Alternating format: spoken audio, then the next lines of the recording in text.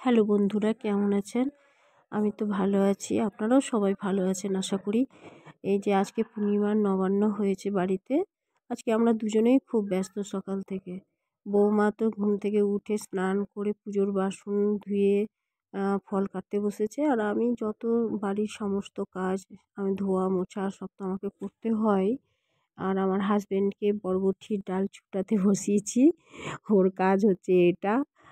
আর আমি আগেই পুজো করে নিয়েছিলাম। পুজোটা দেখানো হয়নি, ভিডিও করা হয়নি। খুব তাড়াহুড়ার মধ্যেই ছিলাম। একে তো ঠান্ডার দিন, ঠান্ডা লাগছে। তাড়াতাড়ি করে করছি। তার মধ্যে কেউ ভিডিও করার মতো সেরকম নেই। আমাকে আর বৌমাকেই করতে হয়। এটা ঠাকুরবাড়ির ভোগ। এটা আমরা মুখে দিই। ঠাকুরবাড়ির ভোগটা সিধা দিতে যাই, সেখান থেকেই দেয় ঠাকুরবাড়ি থেকে। তো আমরা এই ভোগটা মুখে দিয়েই নবান্নটা করি। তারপরে পুজো করে তারপরে আমরা এই যে আলপনা তো আমি একদম সেই উপর থেকে মানে ও দোতলার নিচতলা পেছনেও আমার বাড়ির সেই দুটো ঘর আছে, সেখানেও আলপনা গোটা সব দিলাম। আর ৩ তলায় রান্না করি, সেখান থেকে উপর থেকে আলপনা দিতে দিতে নিচে আমি একাই নেমেছি। খুব তাড়াহুড়া করেই আলপনাগুলো দিচ্ছিলাম। বেলা হয়ে গেছিলো অনেক। আর রান্নার সব জোগাড়ও করতে হচ্ছিল। তো বৌমা সব রান্না ওকে সব কিছু দিয়ে দিলাম। ও রান্নার জোগাড় করছিল আর সব কাটছিল সবজিগুলো। আর আমি ভিডিও করলাম। ভিডিও করে আমিও সব কাজ করছি। বাইরে যত সমস্ত বাসন এনে দেওয়া।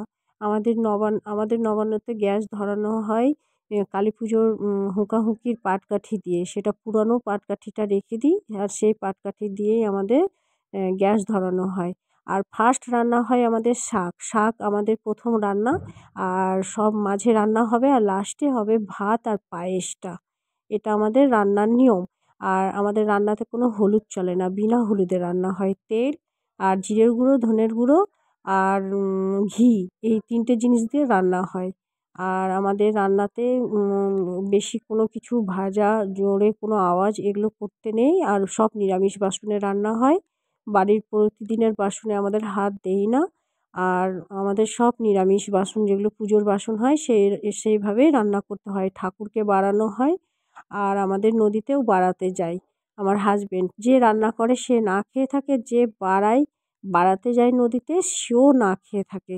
মানে উপোস করে থাকে যাকে বলে। এই যে ৩টে পাতাতে বেড়েছি, সেই ৩টে পাতা, একটা পাতা ঠাকুর ঘরে যাবে, একটা পাতা ছাদে দিতে হবে, আর একটা এই যে গামছাতে বেঁধে আমার হাসব্যান্ড, আমার ছোট ছেলে পেছনে পেছনে যাবে। আমার হাসব্যান্ড নদীতে এটা দিতে যাচ্ছে।